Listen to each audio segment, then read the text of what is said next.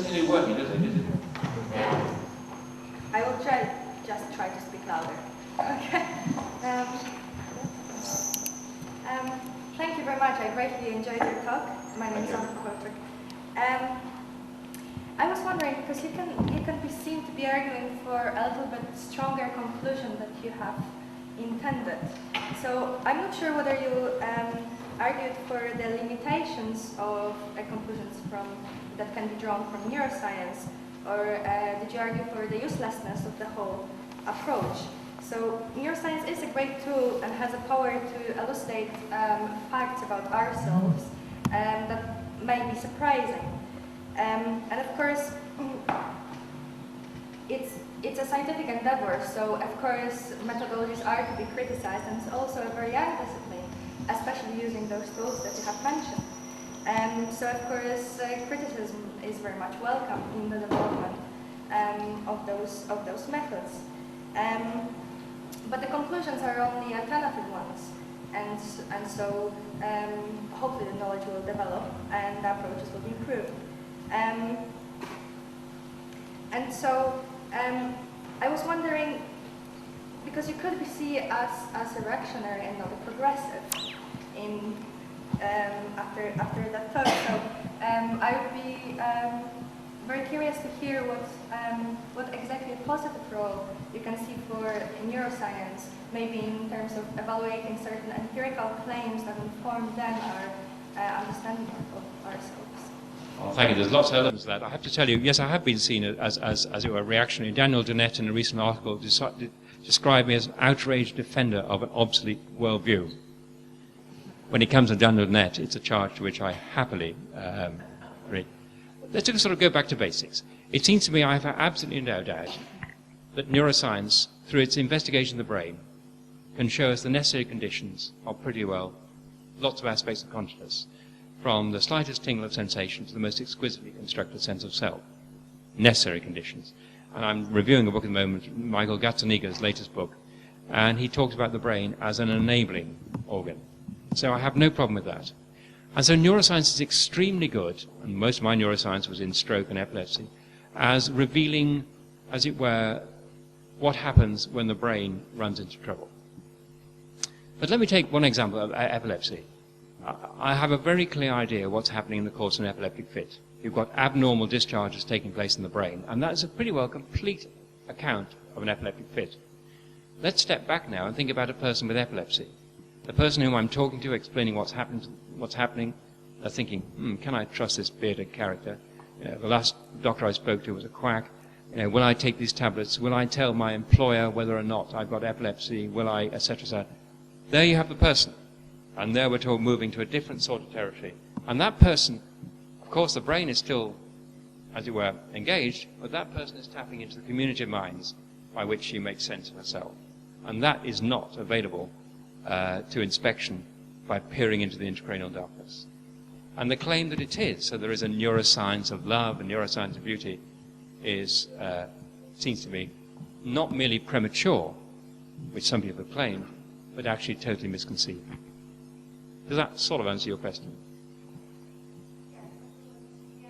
God, you're a hard woman to please, but... As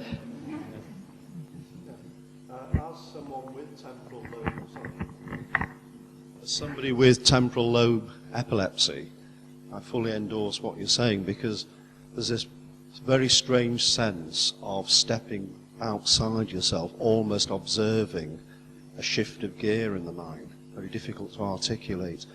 And I think it's a wonderful illustration of the complex nature in which consciousness is neurological, and there are triggers there which are shifting consciousness. But there's something innately of the self survives the kind of experience, almost to stand back and have a different level of consciousness of what's happening. So it seems to me a wonderful kind of relationship between the neurological activity you describe and the sense of self observing that, which is something other than the neurological experience. I don't know whether that makes sense, but there's a kind of duality which is totally interdependent. So there's brain activity and there's a sense of consciousness which transcends and is almost aware of an altered state of mind.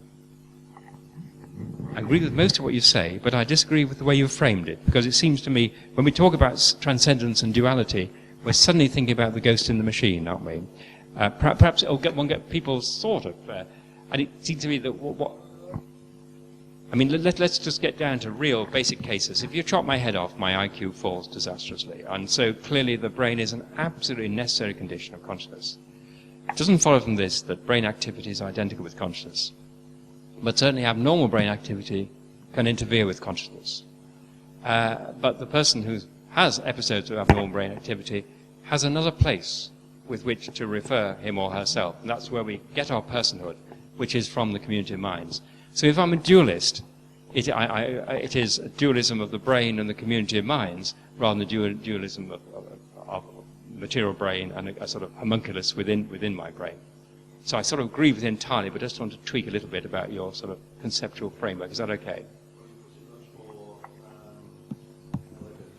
But that's exactly what I was trying to say very badly.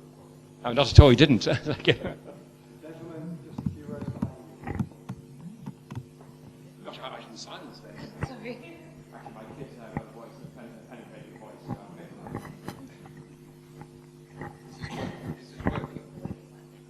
You made a very clear distinction between beast and man. Have you got some ideas, and you also subscribe to Darwin's theory, have you got some thoughts as to how these special properties of man came about?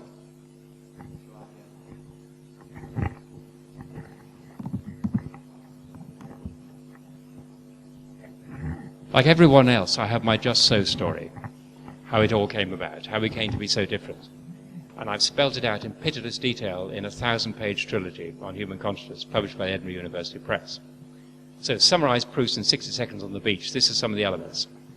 It seems to me that some of the, and remarkably little of this is original. But there are several things that clearly distinguished us from the great apes when we sort of forked off from them, who knows when. Story varies, but perhaps 3 or 4 million years ago. Several things made us different. One is complete opposability of the thumb, which utterly transforms the nature of the hand. There is opposability of the thumb in other primates, but it isn't complete, and the hand is utterly transformed as a result of this, and it becomes what I describe as a proto-tool. That's stolen from all sorts of people, ranging from Aristotle to Wood-Jones and so on and so forth, even Kant. That's part of the story. The upright position is another part of the story, which liberated the hand from being what Sherrington called a locomotive prop to a delicate explorer of space.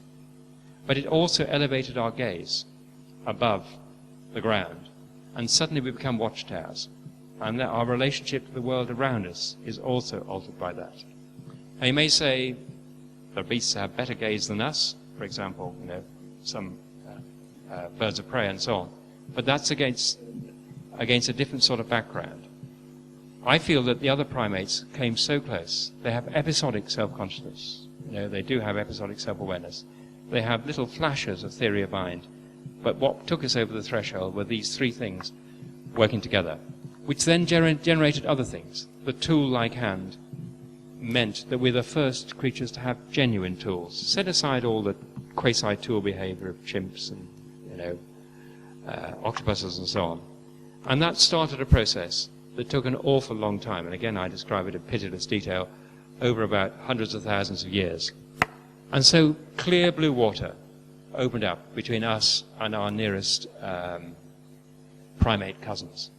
And the things that will strike you is we have changed more, for example, in 50 years than chimps in terms of their culture have changed in 5 million years. It's something completely different, the rate at which we change. So one can find a biological account of how we escaped from biology. And that means I can be a good Darwinian without succumbing to Darwinitis, without saying that people are suitable objects of biological inquiry as opposed to organisms. That's a sort of little summary, but in order to be persuaded, you'd have to read those 1,000 pages. And you'd probably just fall back and say, okay. was a mutation of a gene, you could argue back against you to say that, well, if we just knew about those mutations, we would know why we were human and beasts were beasts. Yes, I mean, John tells in the audience I'm a bit nervous at this stage, but it seems to me that there's been suggestions that FOX1 gene and so on explains how we suddenly flipped into language. I feel that language itself could only come to being in the context of an already rich semiosphere, of a biosphere which is, as it were, given way to some extent to a world of signs in which creatures communicate with each other at a level of explicitness. My own feeling, for example, is language, and I'm not original in this, arose partly from gestures. And of course, to have a gesture is to be aware of your own body as something visible to another creature, and also that it might mean something to another creature, and also from tools. Whether there was a sudden flip that produced the language acquisition device that humans are supposed to have, I'm a little bit skeptical. I think, I've got to be very careful here, but it seems to me that these things can only operate, or these kind of changes I'm talking about can operate in a community of proto-minds. We have a queue forming now, which is very heartening. It's a queue to get out. Just in the front row. Hi, thank you very much. My name is Giuseppe Testa, and from the vantage point of practicing both neurobiology and philosophy, I support most of your debunking of the methodology and assumptions that led to Neuromania and Darwinitis. So I wanted to push you and tell us what you think of how we got there. Not in the evolutionary sense of how we got so distant from the animals, as you just said, but how it is that in this historical time we came to think that it is interesting, possible, that it makes any sense at all to investigate love, the ethical brain, and so forth. And of course, I'm aware that there are a lot of practical reasons. You know, there is the emergence of a new trendy piece of science, new sexy equipment, funds available, and these are all practical reasons. But I'm sort of more probing into the zeitgeist. I mean, why do you think that it is that in this historical time we are posing these questions in this way? Because it seems to me that what looks like a project based on hubris, of wanting to decode mankind in that way, is actually showing an enormous lack of self-confidence, as if we were in need of justifying our humanness on the basis of these purported truths out there. Please, can you repeat the gist of the question? Of course, yes. I don't think How's it now? Is that okay? The question is really, how did we come to think that our current approaches to understanding humanity through neuroscience might deliver anything that's of value? How did we come to think of that? Yes, that's your question. What is, if you like, the intellectual, cultural background? I mean, I think that's very interesting. I do feel, I mean, Darwin's theory of evolution is the greatest idea anybody's ever had. That's absolutely sure. And I think that the other idea humanity's had about itself, which is both great and terrible, is the idea of God. I mean, I think the idea of God is the most amazing, profound, and appalling idea I ever have.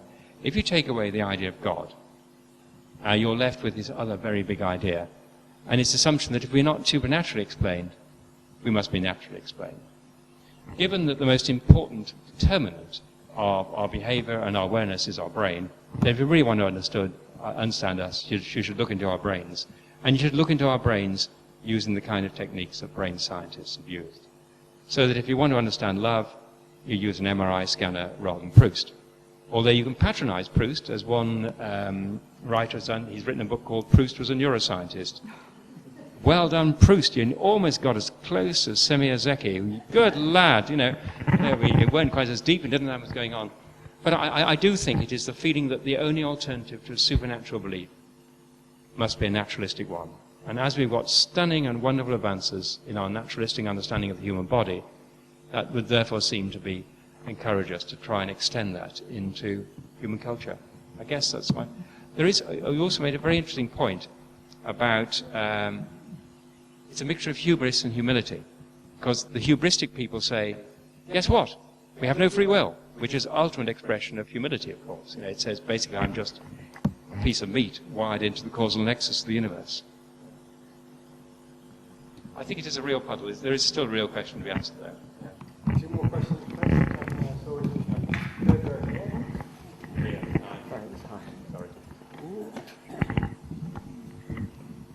Ray, I don't think you need to be quite so afraid of being thought of as a dualist, because just at a purely phenomenological level, your talk is full of dualism. On the one hand, we have nature doing natural things, and on the other hand, we do humans doing humanistic things, which are so different. So at that phenomenological level, there's this great gulf.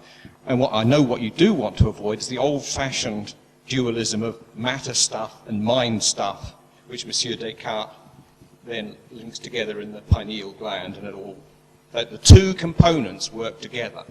We've got to get completely away from the two-component dualism, a sort of a horizontal dualism of two fundamental components, to I think some sort of, and this is the hard stuff, the next 100 years of metaphysics, a vertical dualism of the brain as with some sort of relationship, waves hands here because doesn't know what the relationship is, with mind, we know that part of that relationship is ontological dependence, like the stuff about your head getting chopped off.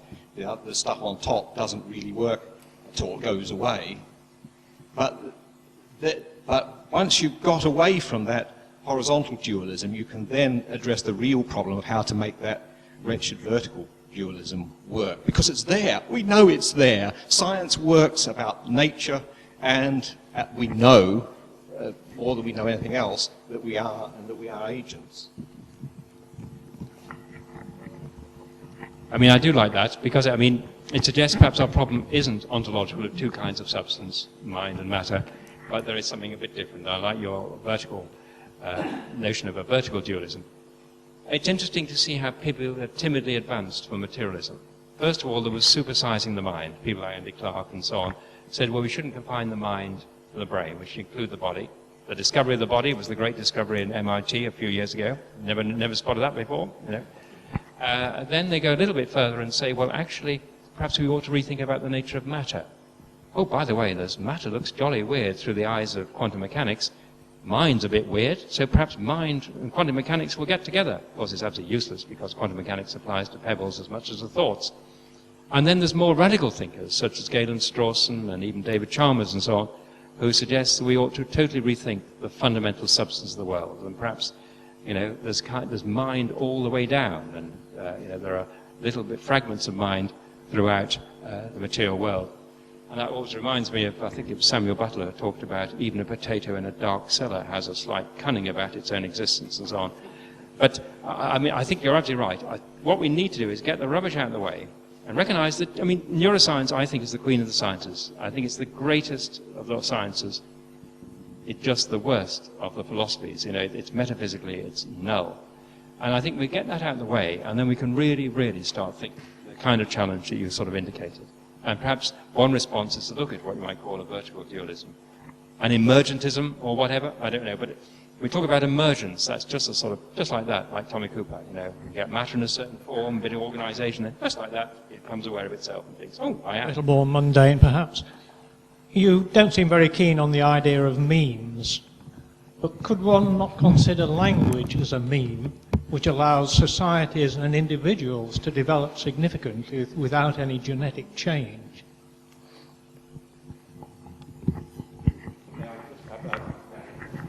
The right to the reply, rise the right to the microphone. Thank you.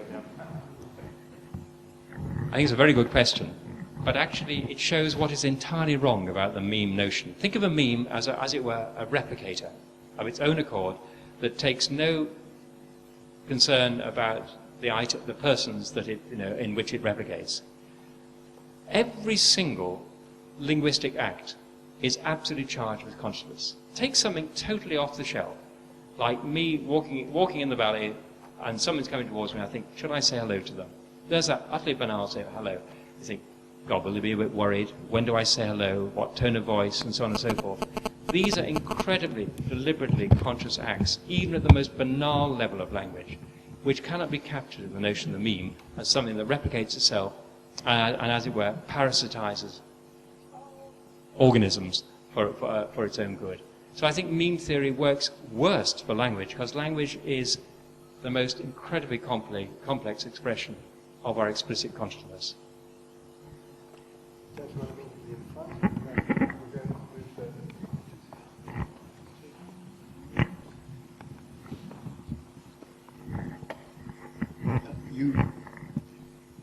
You gave the concept of intentionality great importance in the first part of your talk.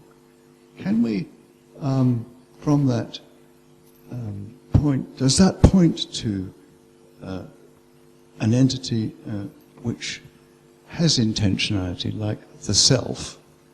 And can we talk sensibly about the self? Would you like to make some comment about that?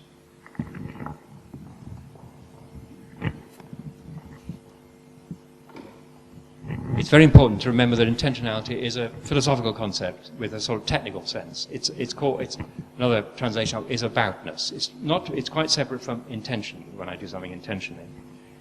It seems to me that intentionality is, and responding to your point, is most clearly developed when it is, as it were, a self-conscious subject confronting either an object or another self-conscious subject. Intentionality or aboutness is most explicitly present when it's something like me looking at an object like this or being aware of someone like John. This aboutness seems to me fully develops only when we have a full sense of self. And I think there's a kind of dialectical relationship, which is that intentionality is, as it were, the first tingle of selfhood, which then strengthens one's sense of intentionality, which strengthens intentionality, and so on and so forth. It's a kind of ratcheting up. Intentionality is absolutely extraordinary, and of course it has been, it's not a new concept. It was a concept amongst the Stoic philosophers, medieval philosophers, and then amongst the phenomenologists, people like Brentano and so on. But I still don't feel we got quite to the bottom of it. It is so extraordinary that it does seem to provide a tear in the causally closed world and becomes the origin of viewpoint, selfhood, agency, and so on. But that's a very complicated story. I do tease it out in the trilogy.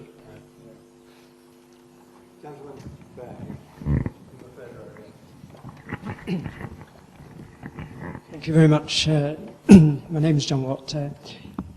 It seems to me that consciousness is perhaps a continuum. It's not a crystallized event. And perhaps three examples might tease this out. We've already referred to the evolution of man separating away from apes and so on. But within mankind itself, there's a huge range of mental ability, right down to the unfortunately very severely handicapped people with limited cognition. And then within us, amongst ourselves, there's a huge range of mental abilities and aptitudes. And when you're referring to our, when we talk, we make our decisions about what we're going to say, this is not always true, though, is it? That many times people will say things before they've known, it comes out before they've thought of the speech. And this can, particularly perhaps relevant in the recent trial in Italy, that's maybe one example. Many times I can certainly think on a personal basis. So I think, to me, consciousness is a continuum and a spectrum.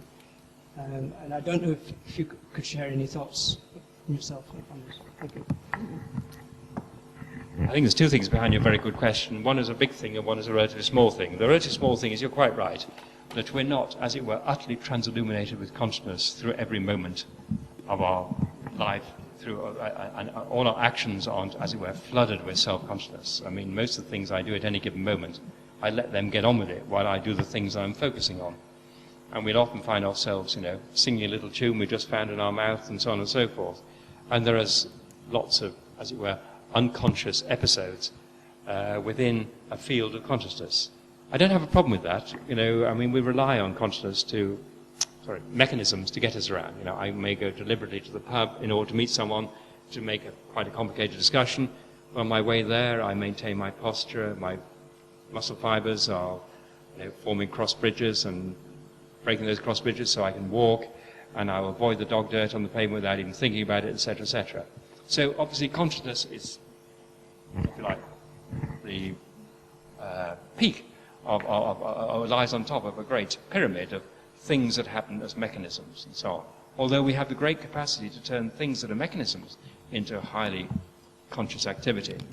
I published an article recently called An Introduction to Incontinental Philosophy, which is about the fact how we keep continence, which you think is a very elementary thing, but in human beings it's become quite complex. So I have no problem with that. But there's a question I think that I've certainly not dealt with in all of my writings, and I think that is the difference between, say, mere sentience on the one hand, propositional, explicit awareness on the other. And I think those are two quite different things. And also where on the continuum between sentience, which we may imagine that octopuses and frogs and so on have, and propositional awareness, which is unique to human beings, where first-person being arises, the sense of the self, the sense that I am having this experience. And I think there's a lot of work to be done in relation to that. Certainly the biggest fault that I'm aware of all my writing, and there are many other faults that other people have pointed out, but the ones I'm aware of, is that I've conflated sentience, propositional awareness, and first-person being all in the same mush. I think there's a lot of work to be done there. That you said that neurology was the sort of queen of, I think you said the queen of sciences. Yes. And it seems to me a very interesting feature of human beings that we're inveterate rank orderers. So now you put neuroscience at the top. It seems to me a surprising choice, since you already acknowledged that actually it is evolution that is the biggest idea of all time. And I think many people would think of, I don't know, embryology or cell biology or something else. Why did you give this science that you've actually been criticizing the whole evening this pride of place? Well, the first thing is, I mean, in a sense, it's making very clear I wasn't criticizing the science. It's when neuroscience thinks it's metaphysics that I run into trouble. That's the problem. That it cuts no metaphysical ice as far as I'm concerned, most neuroscience. Why is it the queen of the sciences? For two reasons. One is it brings together in an extraordinary way pretty well every other science. You know, if you look at neuropharmacology, physical chemistry, I mean, everything that's gone into pretty well every other science has been requisitioned to help us to understand the brain. And the second is its object of interest happens to be the most interesting object in the world, the brain. I mean, we would say this, wouldn't we? You know, but I mean, so for that reason, it is the queen of science. Of course, it was Kant who said that mathematics is the queen of the sciences. What he didn't realize is that mathematics in itself is quite empty and requires an infusion from the outside to become any kind of science. But Kant made mistakes like anybody else. Yeah, I just want to add to what you were saying about intentionality and the self. I think that intentional language, referential language, is a brilliant, it's a machine designed to talk about the other, and it otherizes the things that it talks about. And the machinery was eloquently described by Frege for doing that, as something where the other is not affected, doesn't listen to what you say about it. You just refer to something objective. And then, of course, with this wonderful machine, we do something really reckless. We want to talk about the self. And you're using the machine for something that it really wasn't quite designed to do. It sort of works, but you should, every time anyone talks about the self, please remember that you are doing something quite reckless and bad things or strange things might happen. You mean as you were doing just then? Yeah, yes. Yes. I mean, I guess so. I mean, I think I'm not sure language is a machine. And in fact, I think it's an expression of ourselves at our least machine-like when we formulate and articulate ideas or so on. Perhaps language is attuned to referring to things that are other than the speaker, other than the thoughts that are expressed in language. But I think you picked up on something that's peculiar about philosophy, which is the themes of philosophy encroach on the philosopher, which I think, you know, when I'm talking about the self, it's a self that's talking. When I'm thinking about thought, I'm having thoughts in order to think about thought. So I guess that is a huge problem. It's the difference, as Gabriel Marcel said, between a problem which is something out there we try and solve and a mystery of which we are a part. That wasn't a very good answer to your much better question. Yeah. We haven't heard, we may have heard from the lawyers yet, but I happen to know that the next questioner is a lawyer, and she's in the fourth row back on this side. Everybody hear me okay? To what extent does this have much broader applicability in terms of thinking about, is it a critique of neuroscience or actually of our tendency to try and simplify everything down to one explanation?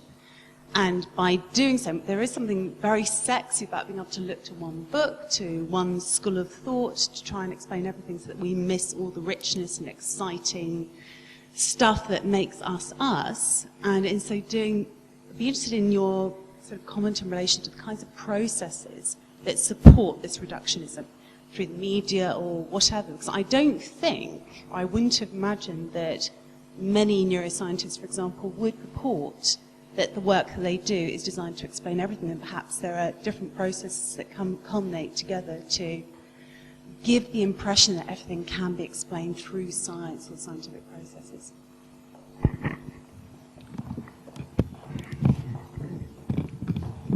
I mean, the end of your question was a kind of epidemiological question, really, which is what proportion of neuroscientists feel that the mind is the brain? And the answer is a very high proportion, interestingly. I don't think many of them subscribe, though, to the kind of stuff that appears in the press, which says we've now found the centre for beauty and the centre for love and so on. A lot of them do curl their toes at it. Most of them, of course, are dealing with much lower order things, totally honourably. They're looking at, basically perception and aspects of memory and so on and so forth. And I think there is a certain uneasiness that the things that capture the public imagination are when somebody says we've now found the beauty spot for aesthetics and so on.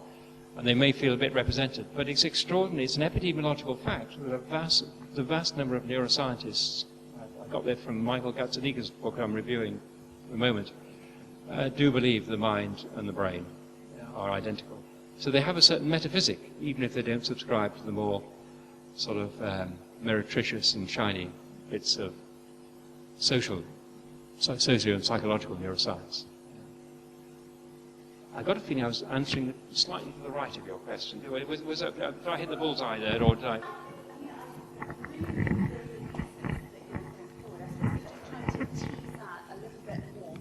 Because I think that in the context of neuroscience, just thinking about the broader applicability of your book and your ideas is that it goes beyond neuroscience as a specific discipline to our human tendency to try and look to one story, to one narrative, to one body of thought as the answer to everything.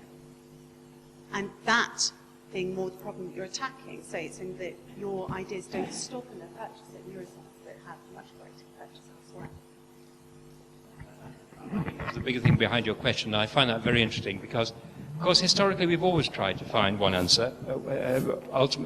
Earlier times, all meaning and explanation converge on the notion of God. And Alfred North Whitehead pointed out that, in a sense, the notion of a world governed by a finite number of laws, according to science, is very similar to a monotheistic view of the world.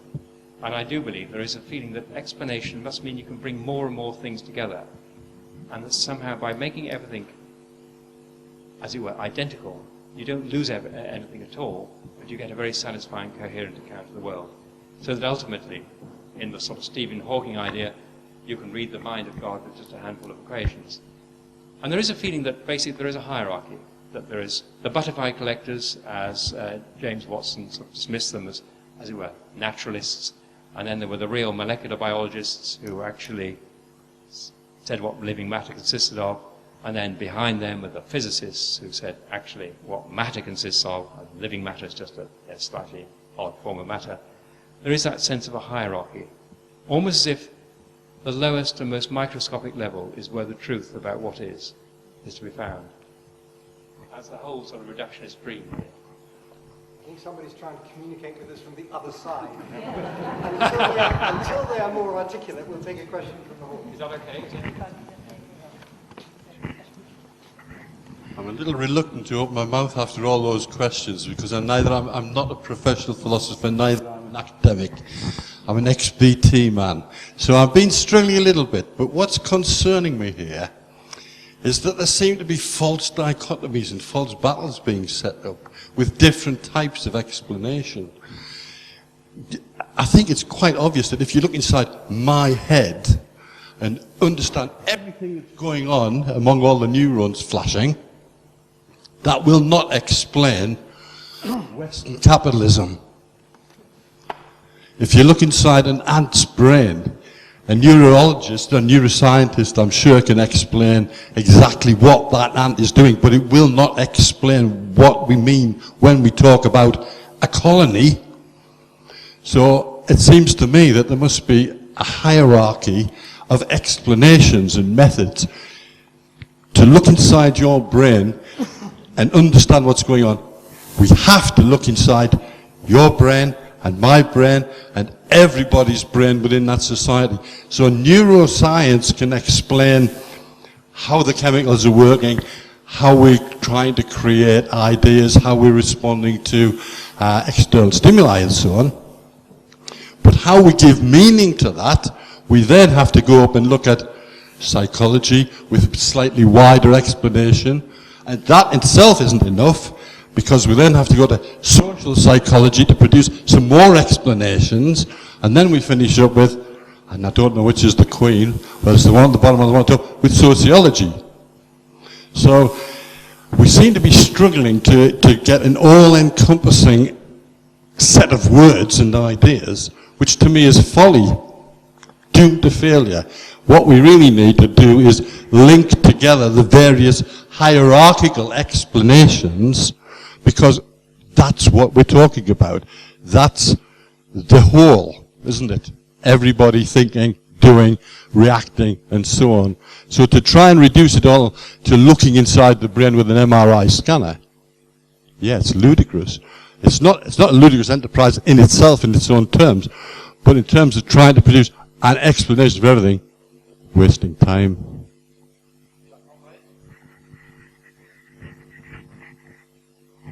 You've just expressed my thesis only more eloquently. Yeah. You're absolutely right. I mean, basically it is, and what we've just been talking about before, I think the great error is reductionism, the idea that at a certain level the truth is to be found, and that in fact there are different ways of approaching what is there, and they're equally valid, and that you cannot possibly reduce, for example, childcare to Newtonian mechanics, and it's essentially your drift. I completely agree with you. So in a way, we are not in the grip of the false dichotomy. It is those out there whom I've been criticizing who are in the grip of the false dichotomy. John. What we're actually talking about now is systems thinking. There's a whole raft of that which some people think should eventually be put on the same level as reductionist and scientific thinking. And I wondered if you had any contact with that thinking.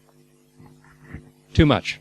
I mean, basically, in fact, the book, Michael Gattoni's book I'm reviewing for the Wall Street Journal at the moment, and also Terence Deakin's book, Incomplete Nature, How Mind and Matter, is absolutely enthralled to systems thinking.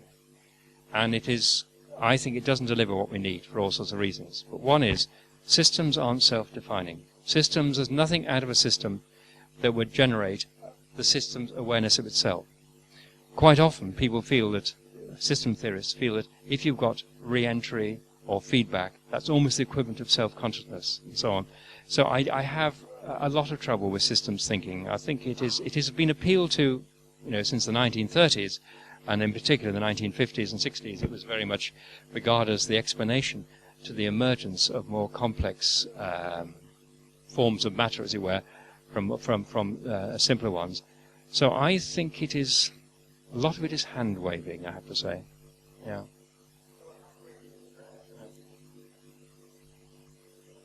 Yeah.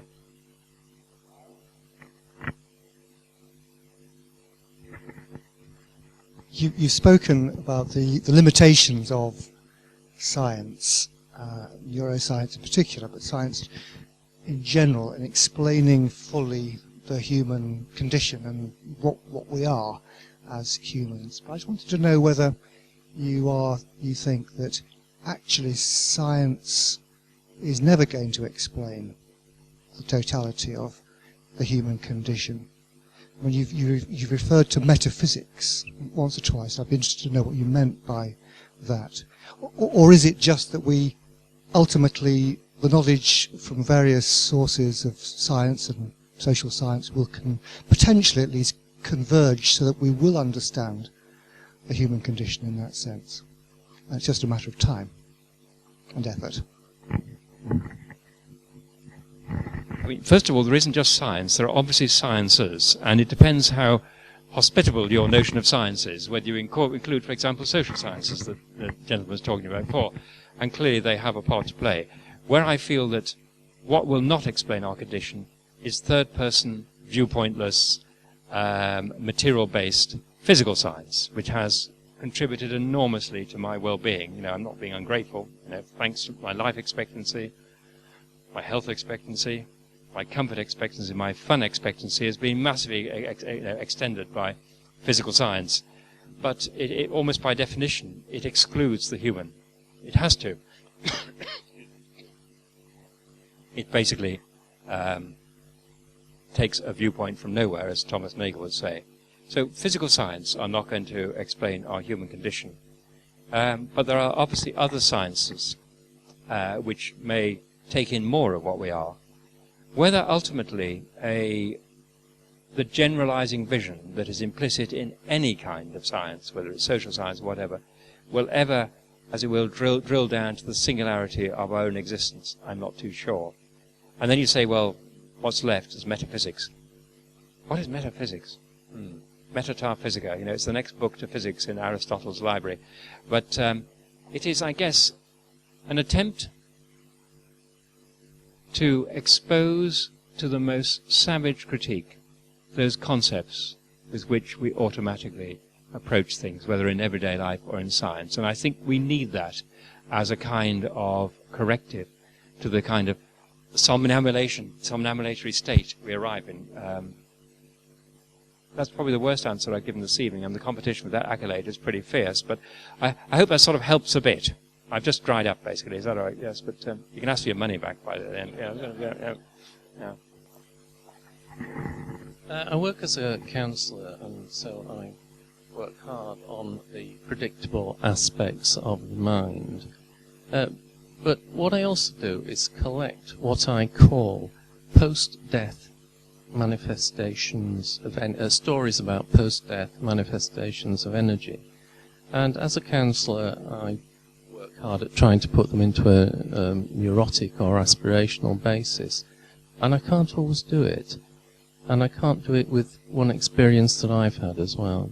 So I wonder if you have any views on that. I mean, people are interested in, for example, things like ESP. I mean, as a philosopher, I'm very interested in P, otherwise known as perception. And I think perception is 1,000 times more mysterious than ESP, because I know that perception takes place, whereas ESP is uncertain. I think the manifestations you talk about, one's always left with the uncertainties whether they actually have some other explanation, i.e. a perfectly rational explanation. So my focus would generally be on things that I'm confident that actually happen, like the fact that I can see you and I can't explain that at all, and it's deeply mysterious, and that I'm aware of myself, this piece of matter, etc. So I'm not too sure whether I would want to dwell too much on little episodes, little arias of paranormal phenomena. I mean, if you want to, there's a beautiful, I mean, I've slagged off John Gray in this thing, but his recent book called The Immortalization Commission. The first half, which is okay, the second half is awful, but the first half deals with the rise of spiritualism in the late Victorian times in the wake of Darwinian thought, and it is incredibly interesting. But it looks at the drivers for people to seek evidence for spiritual manifestations and their voices beyond the grave and so on. I see them as human manifestations, deeply, deeply poignant human manifestations. I feel slightly out of my depth here with some of the questions you've been asked. Like the gentleman over there who's an engineer, and I'm a software engineer myself. A lot of what you said, for your reasons why biologicalism isn't the correct answer for ourselves, is that you've given a lot of examples where people have tried to model the brain, the environment which stimulates the brain. It's a complicated system, and they've given very bad experiments, the very small snapshots. But I know from my own experience, I can build a very magnitudes more simple than the human brain software model, and I in that can't model or explain exactly what's going on. And it's not the answer, not biologicism that's wrong, it's just that, yeah, we haven't got to the point where we can actually analyse the brain in great enough depth to actually give a correct point of view. I don't know, you know far more, you've experienced than me in this, it's just counter that argument.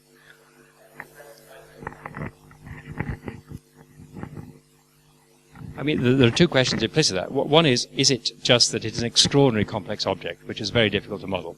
And if you think of the three-body problem, that Henri Poincaré showed, he showed once you've got more than two bodies, you've actually got things, you're going to have completely unpredictable effects, chaos theory and so on. So you may imagine that fully modeling something like the brain is always going to be difficult. But the question is whether one day we will have a sufficiently accurate account of the brain, or we can conceive of an accurate account of the brain that will start explaining some of the things that I feel neuroscience can't explain. Let me give you an example. I mean, supposing you could do real-life studies of people being in love, just for example. So you could follow all their brain activity over a period of 10 years or whatever. You could, even when they're having rows and when they're doing all sorts of other things people, fall in love get up to, and you could follow the behavior of every single neuro. What would you have? You would have billions and billions of noughts and ones. That's all you'd have. You'd have spike, not spike, spike, not spike. And you can see how the idea that it isn't just, as it were, the immaturity of the science or the complexity of the object we're looking at. It's a conceptual framework that's at fault.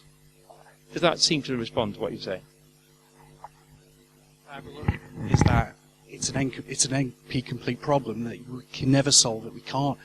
But because we can't solve it doesn't mean that is the correct answer. And that it is actually a biological process, just one that is infinitely beyond our modelling and our computation. And that's what I was saying. I just want to try and give an alternative point of view, because what you said, all the examples you gave are perfectly spot on. It's that people are trying to look into, with very, very small studies, things which actually aren't there. It's funny, we always patronize our own brains by saying how complex they are. We sort of pat them on the head or pat them on the cranium. But it does seem to me that I don't think it's a question of the difficulty of investigating the brain in this sort of way. I think it's the whole conceptual framework in which we think about the relationship between brain and things like wisdom or beauty or whatever. Great.